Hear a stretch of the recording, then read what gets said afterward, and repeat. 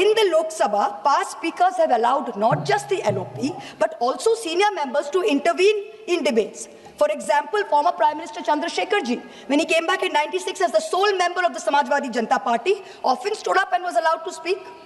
In March 1997, Biju Patnaik ji intervened. There was a Madhya Pradesh BJP MP called Sundarlal Patwa who asserted that the mandate was not actually with Deve Gowda, but the mandate was that of the BJP's nationalism, and the BJP should be allowed to form the government. And Biju Patnaik intervened very sharply, and he said, "You people talk of nationalism.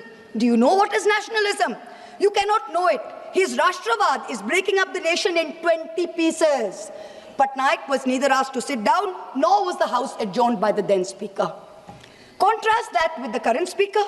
In the last Lok Sabha, the 17th, he perfected the art, or under his guardianship, the art of switching off the mics of opposition members mid-sentence, of ensuring Sansad TV paid for by taxpayer money blacks us all out. And when we stand up, when he says this is a technical glitch, that's okay, we believe it, but I'm just pointing it out.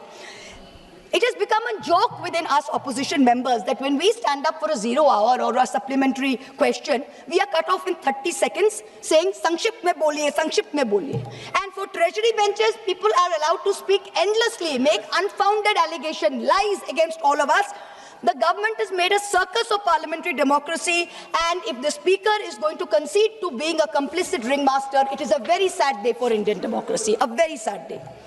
In March 25, a delegation of India Bloc MPs met the Speaker. We submitted a letter raising 12 issues, including the failure to appoint a Deputy Speaker, denial of the opportunity to speak to the LOP and other leaders, disregarding the decisions of the BSC.